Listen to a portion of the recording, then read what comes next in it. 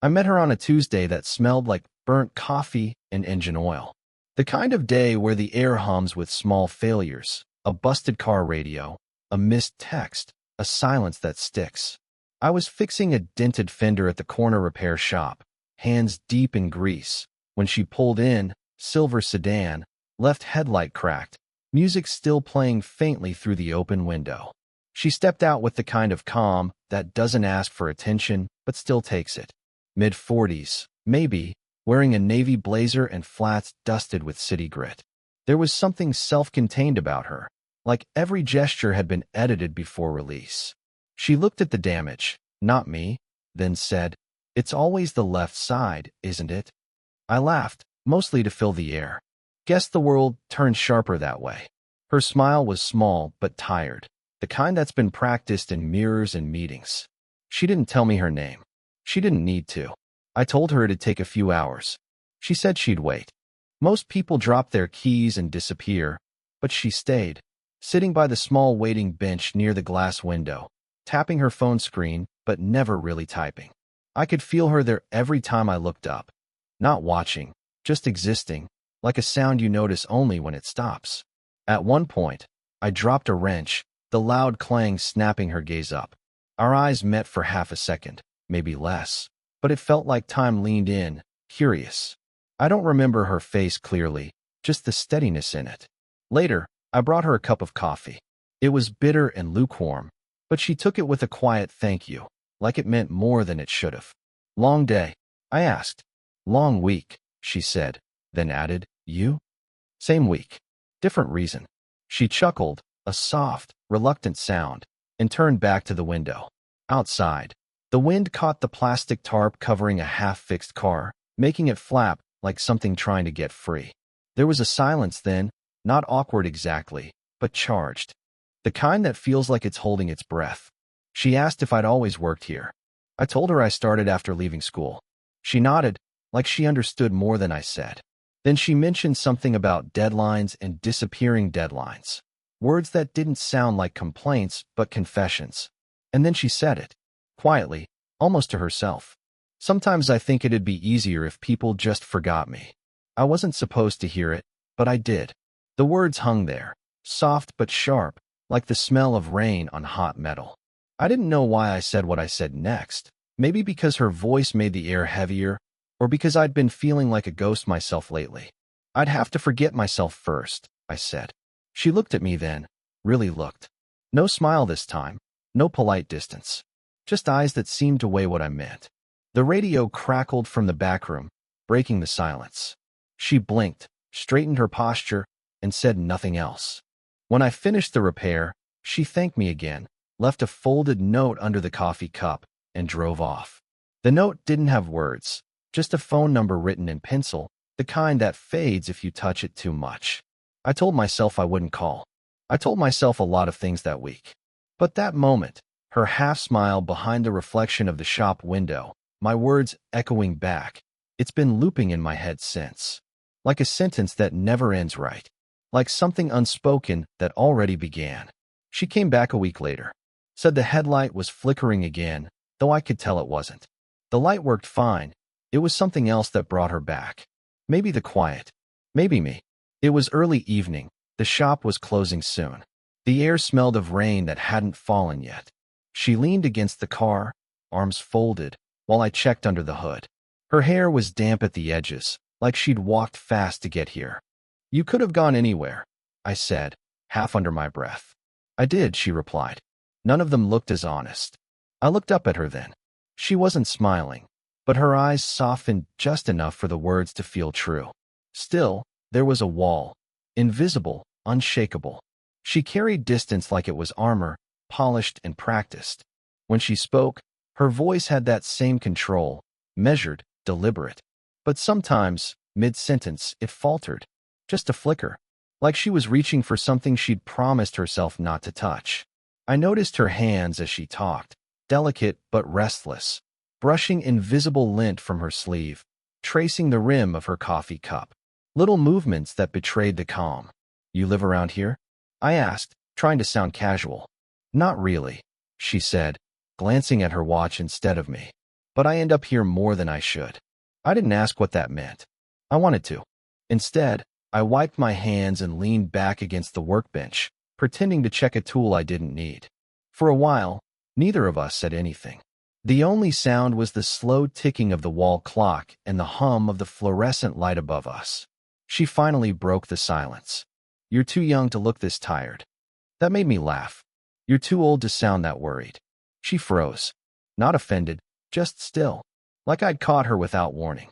Then she smiled, but it didn't reach her eyes. "Touché," she murmured. I thought that would be the end of it, but she sighed quietly after. "It's been a long few years." Her voice almost cracked on years. I didn't know what to say, so I didn't. I just looked at her reflection in the shop window, her arms now loose at her sides, shoulders finally dropping as if she'd stopped holding up the weight for a second too long. She noticed me looking and straightened immediately, the invisible wall snapping back into place. "Anyway," she said, "how's the headlight?" "Perfect," I said, like it never needed fixing. "Good." She picked up her purse, paused halfway to the door, then looked back, the faintest smile tugging at her mouth. "You noticed too much." Before I could answer, she was gone, the door chime breaking the silence again. I stood there, her voice echoing in the space she'd left. And for some reason, I couldn't shake the feeling that she'd meant it as both a warning and an invitation. It started raining before I locked up that night, the kind of rain that falls without hurry, soaking everything in a slow, deliberate way. I saw her car parked across the street again, idling under the yellow glow of a flickering streetlight. I told myself to ignore it. I didn't. She rolled down the window when I approached, her face half lit by the dashboard glow. "Didn't mean to bother you," she said. I was nearby.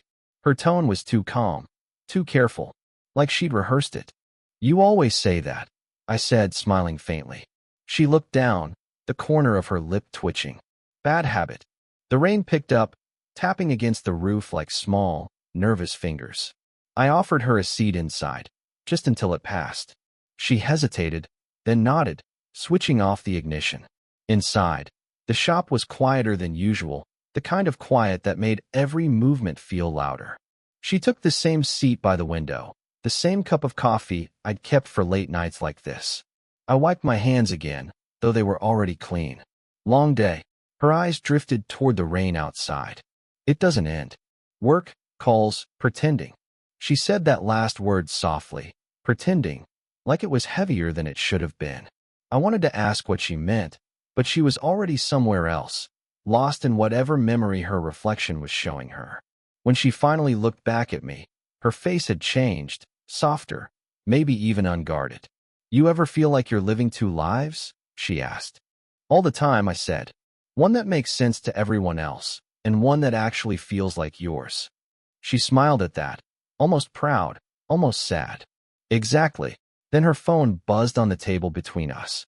The name on the screen made her flinch. She didn't answer. Just flipped it face down, the way someone does when they can't stand to look but can't turn it off either. "Someone waiting for you?" I asked, instantly regretting it. "Not really," she said, staring at the black screen. "Just someone who used to." The sound of rain filled the space between us. I could feel her wanting to say something else. It sat there in her throat, unspoken. I moved a little closer, just enough to notice the faint scent of her perfume. Something faintly floral, something that didn't belong in a place that smelled of oil and steel. Her hand brushed mine when she reached for the coffee. Just that, a brush. But it froze everything. Neither of us moved. She drew in a slow breath, eyes fixed on the cup. "This is a mistake," she whispered. "Probably," I said. But neither of us stepped back. Outside, a car horn echoed down the wet street, snapping us both out of it. She stood quickly, gathering her coat. "I should go." "Yeah," I said, though my voice came out lower than I meant. She hesitated by the door, fingers trembling slightly as she tried to unlock it.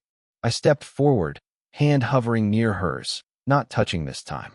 For a second, she looked at me the way people do when they're about to say something that could change everything. Then she just whispered, "Don't," and left. The rain swallowed the sound of her footsteps, but her perfume stayed, lingering like something unfinished. She didn't come for a week. Then another. I started leaving the shop lights on a little longer than I needed to, pretending it was for work. But I knew what I was waiting for. When she finally showed, it wasn't planned. It never was. It was late, just after closing, the city outside already half asleep. She stood by the door, hair damp again from another unannounced rain, looking both out of place and exactly where she belonged. "I didn't think you'd still be here," she said softly. "I wasn't sure you'd come back." She stepped inside, didn't take off her coat, didn't move closer, just stood there, arms folded tight. I could tell she'd been somewhere loud. Her silence carried the echo of conversations she didn't want to have. For a while, we didn't talk. The clock ticked. The world stayed small, just the two of us and the hum of the overhead light. Then she said, "I shouldn't be here." "Then why are you?" She looked at me like she wanted to find a reason and couldn't. "Because you see too much," she said. And I don't remember the last time someone actually did. Her voice trembled halfway through it. Just barely. But it was there. I stepped closer, slow enough not to scare the moment. "I don't mean to." "Yes, you do." Her laugh was short, bitter. "You pay attention like it's your job. But you don't know what that does to people like me." I didn't understand what she meant, not really, but I felt it. The exhaustion in her words, the warning in them. "What does it do?"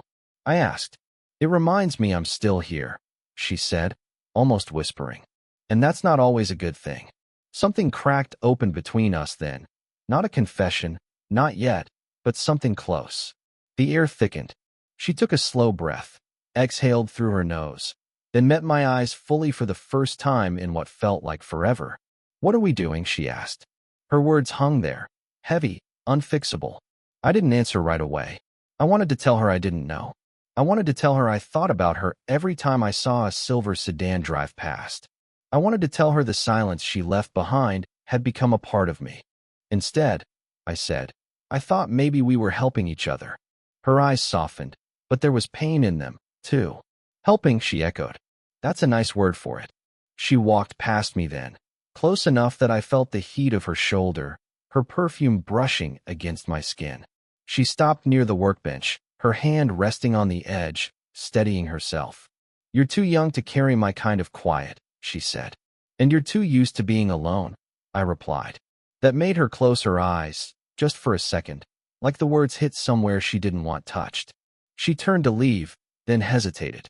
"You don't know what this is," she said. "And neither do I." Her voice broke a little at the end. Then she added, so quietly I almost missed it, but it's starting to sound like the truth. She came in during daylight this time, the first time she ever had. The shop looked different in the sun, brighter, smaller, almost fragile. I was on my knees changing a tire when I heard her voice behind me.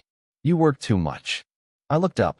She was holding a small brown envelope, wrinkled at the corners, clutched like something that had already been opened too many times. "Thought you preferred the dark," I said. "Not today," she murmured. Her tone was quieter, like she was trying not to wake something sleeping inside her. I wiped my hands and leaned against the counter. "What's that?" She hesitated. Something I shouldn't have kept. For a long moment, she didn't move, just stared at it, turning it over between her fingers. I noticed her hands again, the small tremors in them. Not nerves, exactly. Memory. She placed the envelope on the counter between us. "He used to work with me," she said. "Years ago. She stopped, pressed her lips together. "He was younger, too." I didn't say anything. She laughed softly, without humor. "I told him to forget me, too." The air left my lungs before I realized I'd been holding it. "And did he?" Her eyes met mine. "He tried. He didn't get the chance." The words landed quietly, but everything shifted. I wanted to ask, but her silence filled in the blanks. The photo inside the envelope. I could see the corner of it sticking out, showed a man with his arm around her, both smiling at something off camera. He looked barely older than me. She pulled it back before I could touch it. "I found it last night," she said. "Didn't mean to bring it here. Just didn't want to be alone with it." I didn't know what to do with that kind of confession, the kind that isn't for comfort, just release. "I'm not him," I said quietly. "I know, but I think that's what scares you."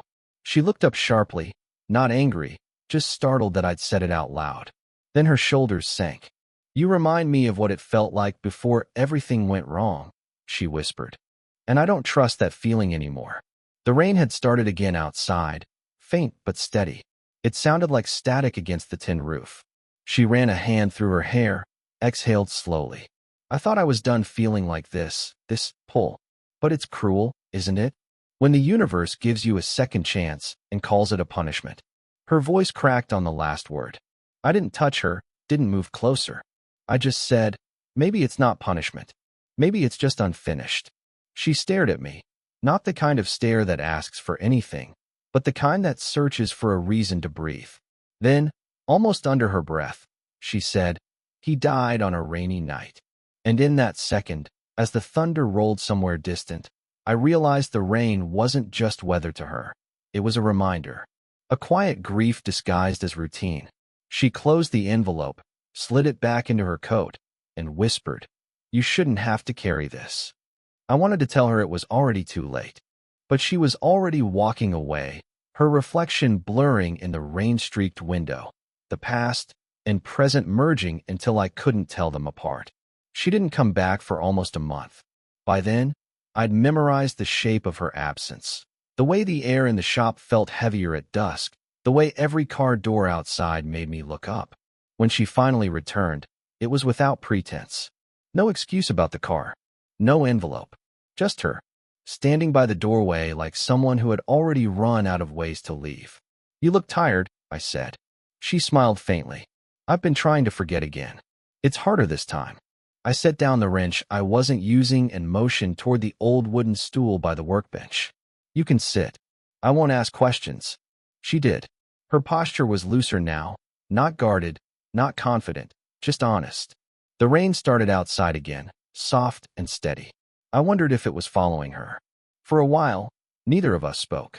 The silence wasn't heavy anymore, just full, like it had earned its right to stay. Then she said, I kept thinking about what you said, that maybe it's just unfinished. Was I wrong? No, her voice barely carried. Just unfair. You didn't ask to be part of someone else's story. I didn't ask, I said, but I didn't want to leave it halfway either.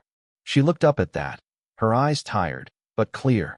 You remind me of everything I thought I'd stopped wanting. And that scares me more than I can explain. I took a step closer, not to close the distance, but to let it mean something. Then don't explain.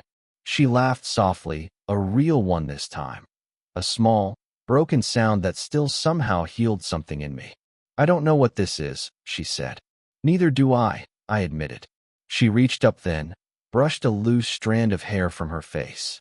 Her hand trembled slightly, and without thinking, I steadied it, fingers barely touching hers. It wasn't a grand moment.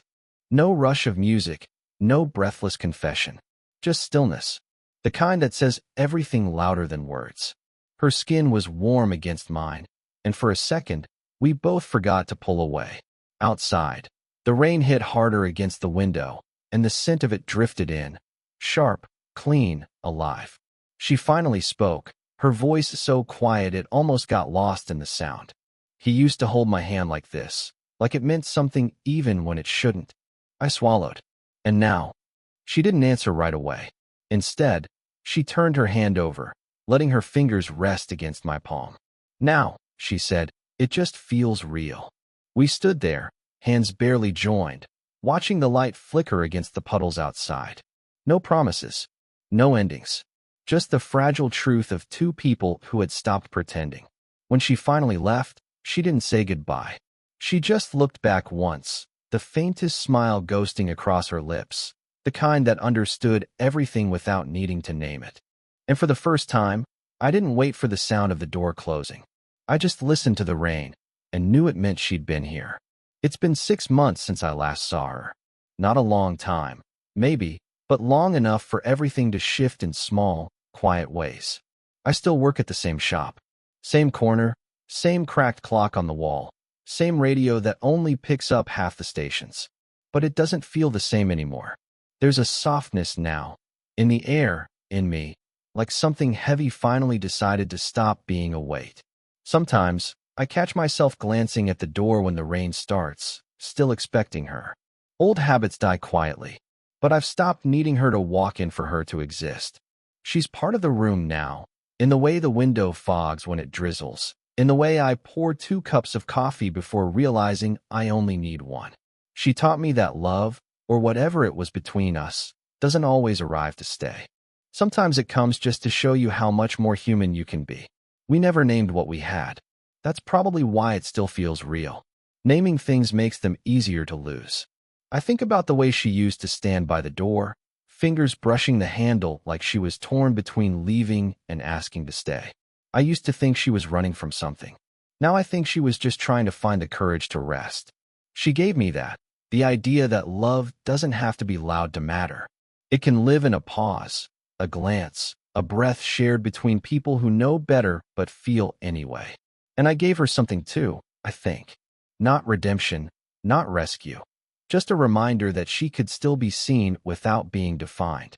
I found her old envelope last week, tucked behind a drawer. The photo inside had faded at the corners, the ink smudged slightly. I didn't keep it. I put it in the mail, no address, just a return to sender written in my own handwriting. Maybe it'll find her. Maybe it won't. What matters is that it's no longer mine to hold. People ask sometimes if I believe in second chances. I tell them I do, but not the kind that fix what's broken. The kind that teach you to live with the cracks and still call it beautiful. She said once that forgetting was easier than feeling. I didn't argue then, but now I know she was wrong. Feeling, even when it hurts, is the only thing that keeps you real. I see her sometimes in the small things. A woman waiting under an umbrella, a voice in a cafe ordering coffee the same way she did, the faint perfume of rain and something floral. And every time, I smile. Not because I miss her, but because I don't have to. Some stories don't end. They just stop needing to be told. So if you're still listening, maybe you've had your own version of her or him. Tell me this. Would you rather forget or remember softly?